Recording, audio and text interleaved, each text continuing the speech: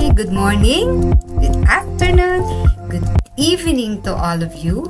Whether you are at the far side of the earth or just nearby, distance will never be a problem with us because we are one. There is no space and time. For today, we are on diary entry number 838, part 2, because we had our part 1 yesterday.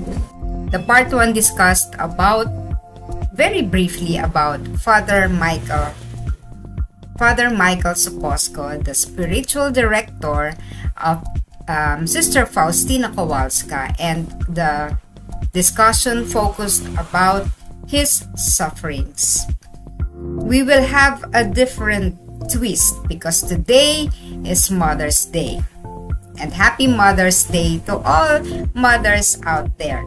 Today also, in many churches, we celebrate the ascension of our Lord Jesus Christ. So, yung iba nag-celebrate ng Thursday, yung iba, maybe most of the churches will have this celebrated today, Sunday.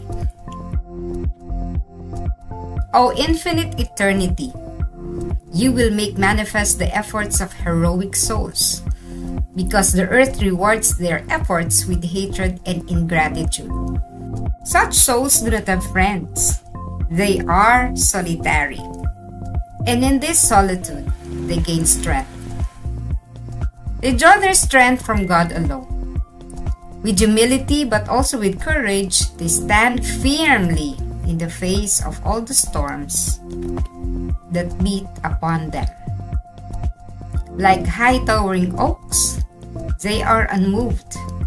And in this, there is just this one secret, that it's from God that they draw this strength. And everything whatsoever they have need of, they have for themselves and for others. They not only carry their own burden, but also know how to take on and are capable of taking on the burdens of others. They are pillars of light along God's ways. They live in light themselves and shed light upon others. They themselves live on the heights and know how to show the way to lesser ones and help them attain those heights. O walang hanggang-hangganan, ang yayarihin mo ang mga pagsusumikap na ito ng mga banal na kaluluwa, sapagkat ginagantimpalaan ng mundo ng galit at kawalang utang na loob ang kanilang pagsusumikap. Walang mga kaibigan ng mga kaluluwang ito. Mag-isa lamang sila. At sa pag-iisang ito, nakakakuha sila ng lakas. Humuhugot ng lakas tanging sa Diyos lamang. Sa kanilang kababaang loob at lakas ng loob, matatag silang naninindigan sa harap ng mga sigwa na sumasalpok sa kanila. Katulad ng nagtataas ang mga punong kahoy, hindi sila natitinag. At dito, isa lamang ang kanilang sikreto. Nasa Diyos lamang sila bumubunot ng lakas. At kung anuman ang kinakailangan pa nila, mayroon sila para sa kanilang sarili at para sa iba. Hindi lang nila bit-bit ang kanilang sariling mga bagahe, kundi alam din nila kung paano ito pasanin. Kaya ring pasanin, maging ang mga pasanin ng iba. Mga haligi sila ng liwanag sa landas ng mga pamamaraan ng Diyos. At nabubuhay sila sa liwanag at naghahatid din ng liwanag na ito sa iba.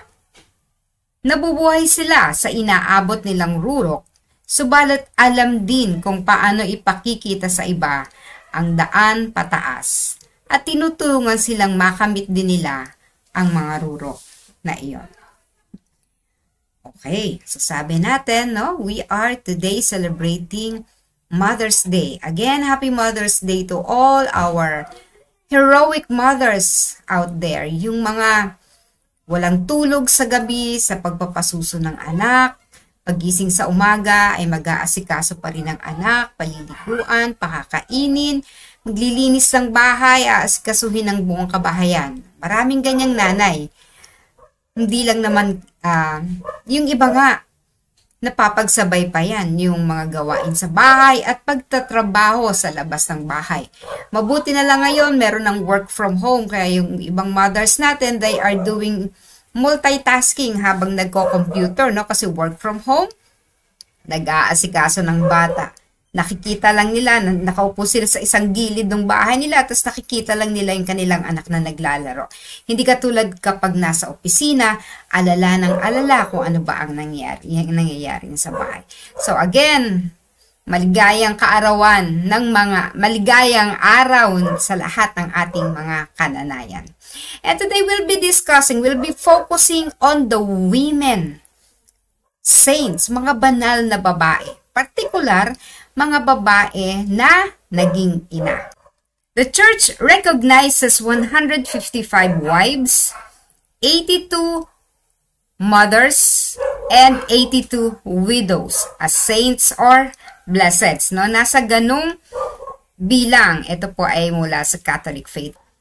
Nag-overlap yan. No? Kasi pwedeng yung 82 mothers ay wife din. Ano? But hindi lahat ng 82 widows ay naging ina. Maaring wala silang anak.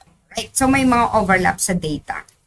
Sabi nga natin in the past discussions natin, all of us are called to be holy kahit ikaw pa ang pinakawalang niya, pinakamakasalanan katulad ni Saint Augustine. No? With the help of his mother, he became one of the doctors of the church. He became a bishop, and of course, a saint. Alright, so let's proceed. No, so biglang nag-flash sa screen ko, di ko pa nga pinansin no? Etong dalawang saints na ito. Si Saints Perpetua and Felicity, naririnig ko lang yan doon sa yung Litany of the Saints. So ngayon ko lang nalaman that these saints are actually mothers. No? Si Saint Perpetua, so they belong to the noble class. And at the time of her persecution, she was a nursing mother. Nagpapasuso pa siya sa anak niya. So, baby pa lang yung anak niya. Ito namang si Felicity, kabuntisan. No? Buntis siya noon at kabuwanan. No? Bago siya naging martir, na ilabas pa niya yung kanyang baby. No? Para hindi dalawa silang mamamatay. So, these two pala are the patron saints of mothers and expectant mothers. So, pwedeng si Saint Perpetua para sa mga nanay, no? And then, itong si Felicity doon sa mga nagdadalang tao. So, kung meron kayong mga kakilala na nagdadalang tao, yung mga very sensitive sa pagdadalang tao, pwede nilang hingin or invoke ang intercession ni Saint Felicity, no, para sa maayos nilang pagbubuntis. Of course, nandiyan din sa ating mahal na Birhen ng Guadalupe, no, dahil rin siya, no, larawan din siya ng, kasi buntis yan si Mama Mary nung sa Guadalupe. So, pwede rin si Mama Mary, of course. But then, we are also introducing Saint Felicity as the patron saint for expectant mothers. Alright. Ito dalawang santo na to, just, they are, sa picture na to, parang mapuputi sila, no? Parang mga nasa white dress. But they are actually Africans, no? Nasa, ang kulay nila, syempre black, no? Kasi mga Afrikano sila. Dahil sila, ang nanay ni Saint Perpetua ay Christian, ano? At gustong sumunod ni Felicity, ni Perpetua, dun sa belief ng kanyang ina. Pero kanya kasing ama ay pagano. So, hindi siya pinapayagan ng kanyang ama. Pero syempre, no, nung panahon na yun, no, unang-una nga kasi, kaya ayaw siyang payagan ng kanyang ama. Persecution time, bawal, no? Sino mang mag-a-adhere sa paniniwalang yan ng mga Kristiyano, no, ng mga panahong yun ay mamamatay. Okay, babalikan natin yung Diary Entry 838. No? Yung unang sinabi dito, Earth rewards their effort with hatred and ingratitude. No? Etong si Perpetua at si Felicity, what they only like is to know who God is. No? Yung pinaniniwalaan natin. Basically, all religion teaches only good. Yung good morals, no? Kaya, because of the differences in belief, no? Iba yung paniniwala ng romance. Kasi ito yung panahon ni ito yung panahon ni Emperor Severus.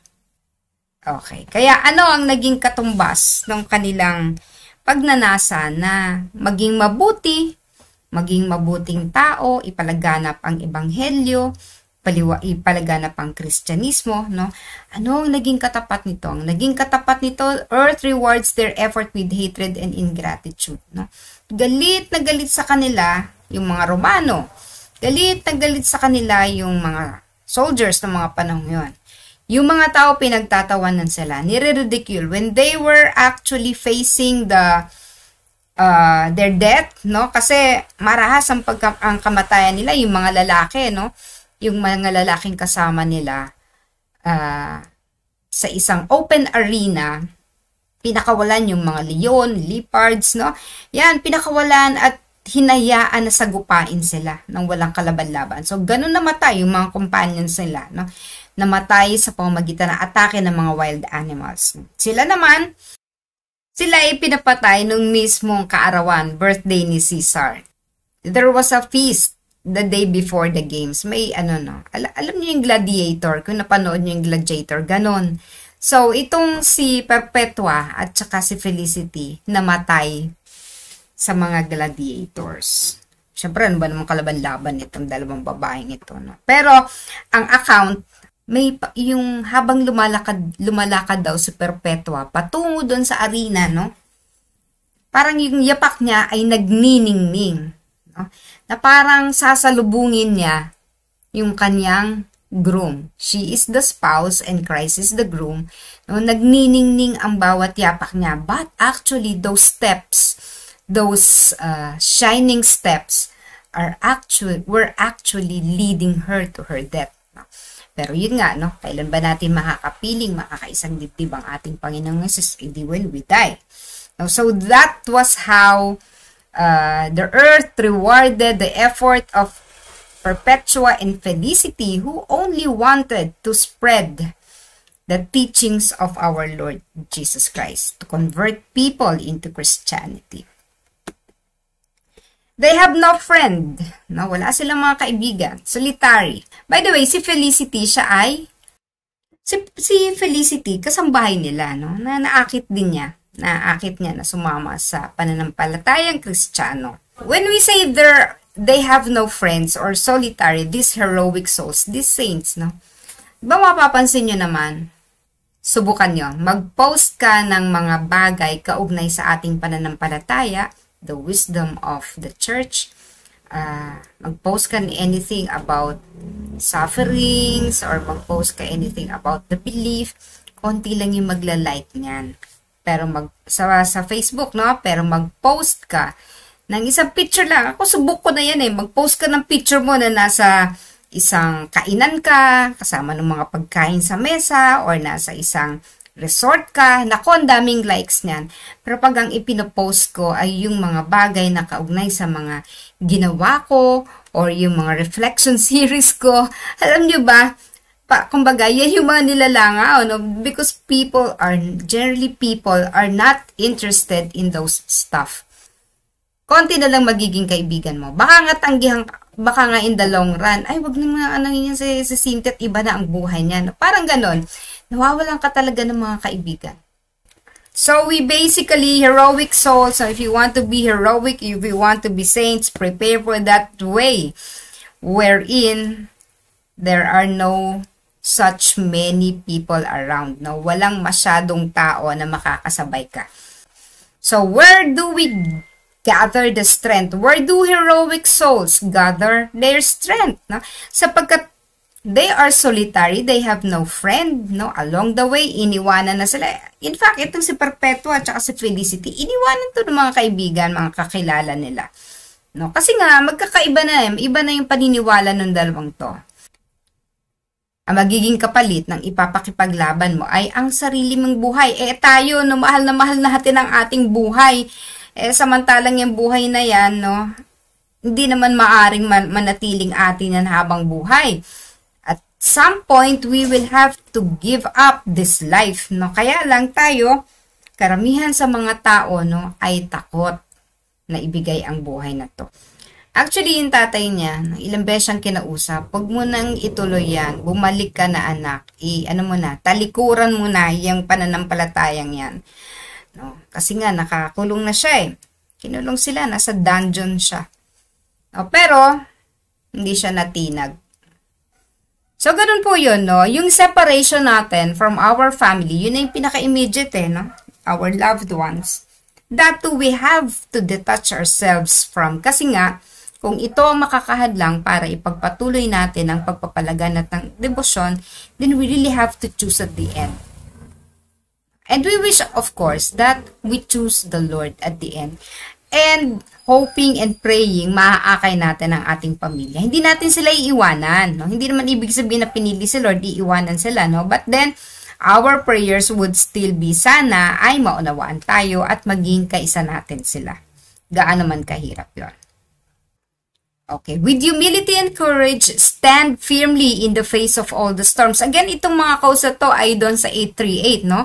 At ang storms nila, Perpetua at Felicity, eto na yun, no? Hinuli na sila, ikunulong sila sa piitan, dala-dala yung anak, nagpapasuso ka ng anak, na nalulungkot ka, hindi mo maalaga ng anak mo, no? Pero gumawa ka pa rin ng paraan, like Perpetua, no? Nagkaroon lang siya ng kapayapaan noong nakapiling niya yung kanyang anak.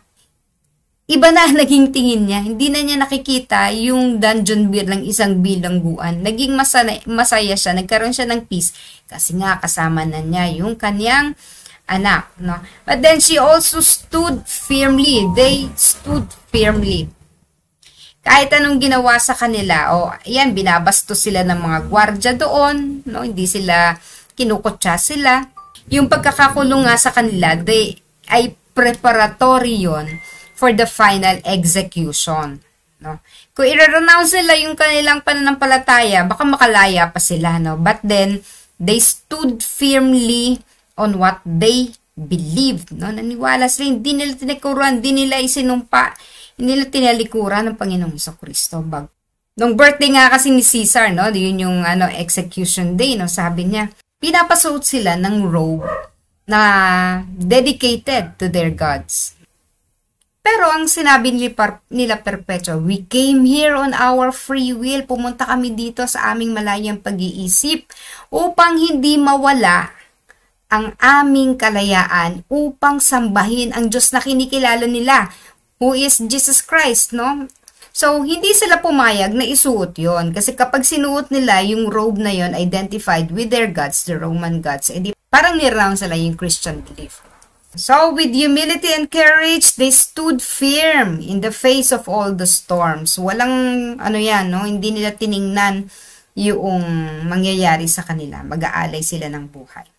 Like a high towering oak, unmoved, no? Parang, kumbaga, yung kanilang, they stood firmly, di ba? With humility and courage, no? At parang isang punong kahoy na nagtatayugan, no? Na nakatayo firmly, no? Alam niyo yung mga punong yan, ang tataas, pero hindi mo yan madaling mabubuwal. Kasi deeply rooted ang mga puno na yan. So, ganun din, yung mga heroic souls natin, yung mga umaabot sa ganito na nag-aalay na ng buhay, napakalalim na ng foundation nila. Actually, in the case of Saint Perpetua, kasi siya, no? Meron din siya mga visions. May mga mystical experiences din siya. Sabi ng kapatid niya, tingnan mo nga kung ano ang nakahanda para sa atin, kung tayo ba ay mamamatay sa ganitong paraan o papaano ba, no? If we are really destined to die in this way, parang gano'n, no? So, ginawa naman ni Perpetua. So, when she was praying, ito yung nakita niya. Ito, ang nakita niya ganito. Isang mataas na hagdan, napakataas, at ang pinakadulo ay nasa langit. So, ayan, makikita nyo, no?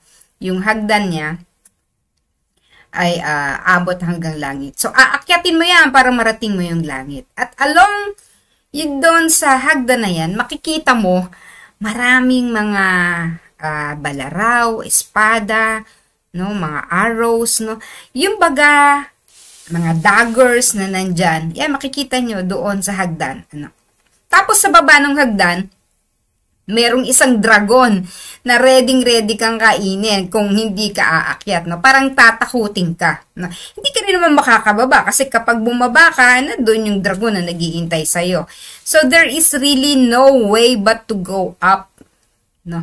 Pero yung dadaanan mo nga, punong-puno ng balaraw. So, mga pasakit yan na maaari kang mamatay. So, at talagang namatay naman talaga sila sa pamamagitan ng espada, no? Yun yung nangyari kay Perpetua at Felicity. They died from a sword, no? Mula sa sugat mula sa espada.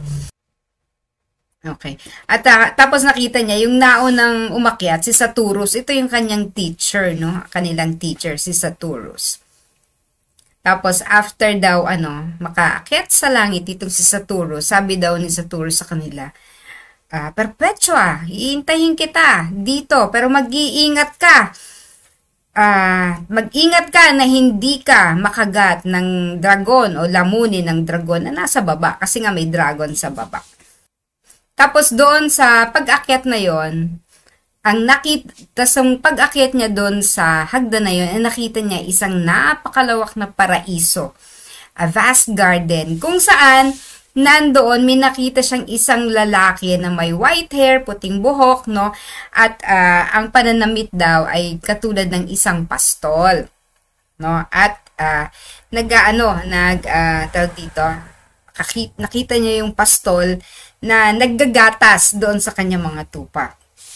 Tapos sabi daw sa kanya ay winelcome siya. Welcome my child, no? Tapos binigyan siya noong buong gatas kasi 'di ba naggagatas ng sheep at pinakain siya noong.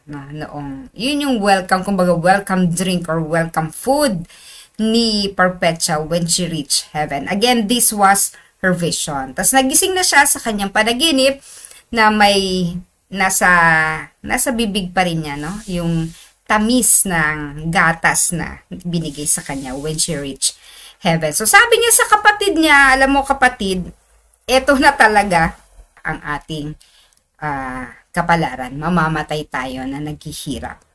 Yun.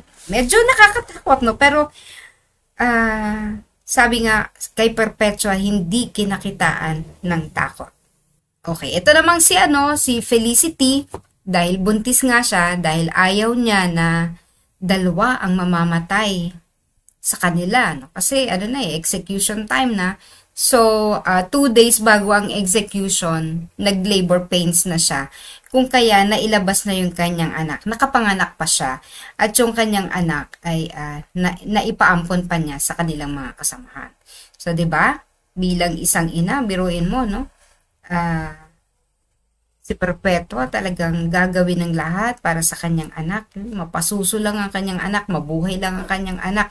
Pero syempre, nagdetach din siya. Ayaw niyang mamatay yung kanyang anak, nagdetach din siya doon sa anak niya. Ganon din si Felicity. No, before the execution, nanganak siya, niya. Pinagdasal talaga niya na hindi madamay ang kanyang anak. Kaya, ipinaampon niya yung kanyang anak. That is the love of a mother to her child. Everything they have need of, they have for themselves and others. Lahat ng kung anong mayroon sila, now these heroic souls, everything they have, meron din para sa iba. Hindi sila ganun kadamot. Kung anong mayroon sila, readily ibinabahagi nila yan sa iba. So, walang mahirap sa kanila. Even Felicity na isang katulong lamang, no, sa kanilang bahay, mayroon din siyang naibibigay na i-contribute para sa iba. Kung ano man ang meron siya, meron din para sa iba. So, that is one of the striking characteristics of a heroic soul. Kung makakita ka ng kaluluwa na may ganyan, heroic soul yan.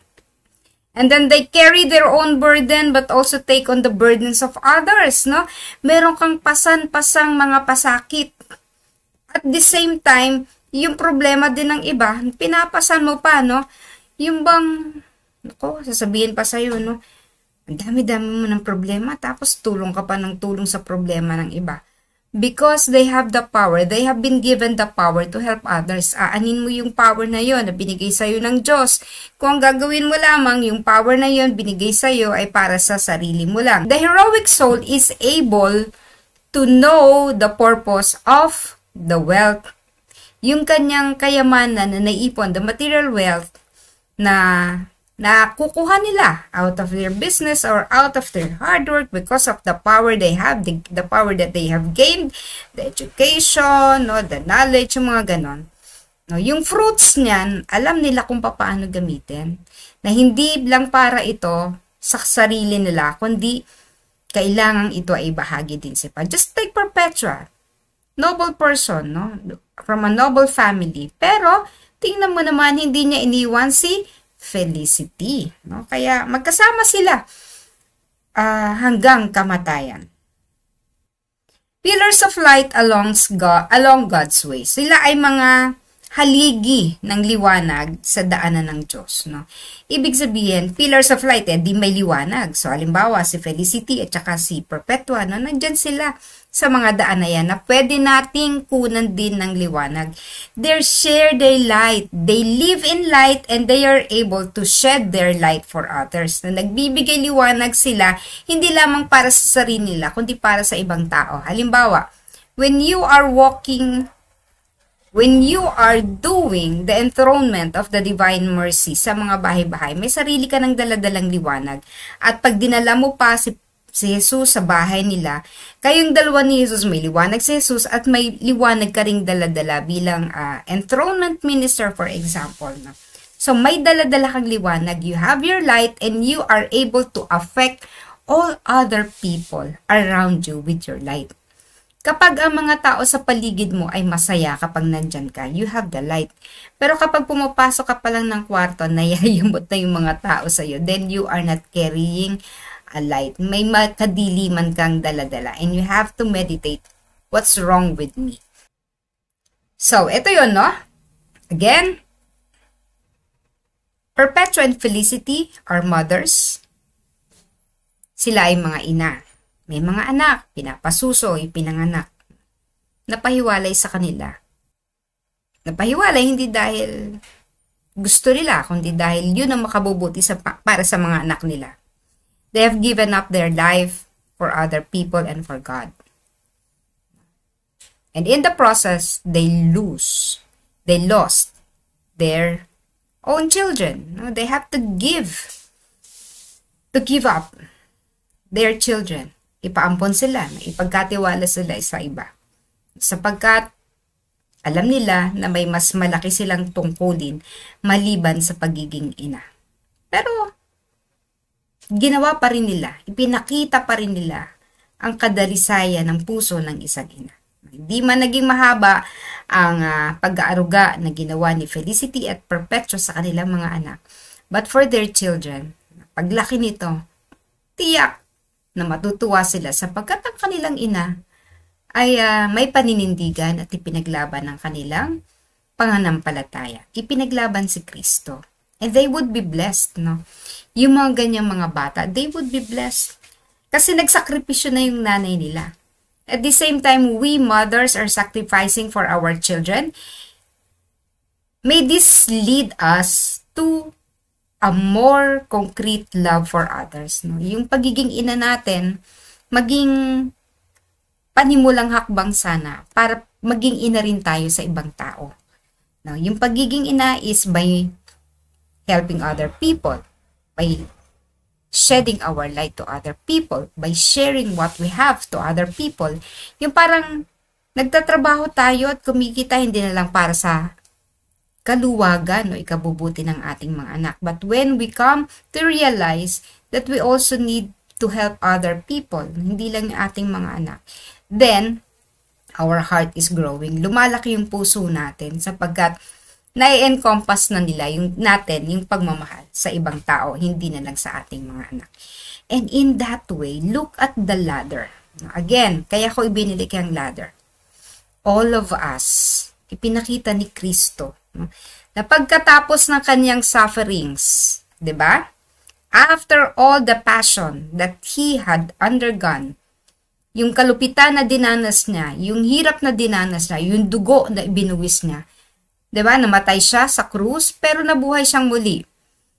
And thereafter, nanatili siya sa lupa. Pero ipinakita niya na pagkatapos ng ito, pupunta pa rin tayo sa langit. May ascension. There is an ascension for all of us. Hindi lamang po si Jesus ang aakyat sa langit.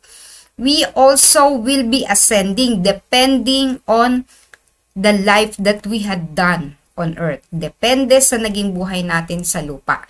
So, ayan, si Perpetua, si Felicity, and their companions, nakaakyat sila sa langit. Dumaan sa hagdan na punong-puno ng balaraw, panusok, no, yung kutsilyo, at kung ano pa na maaring makamatay sa kanila. And they died of these instruments, no. Pero nakarating sila sa taas, nakarating sila sa langit.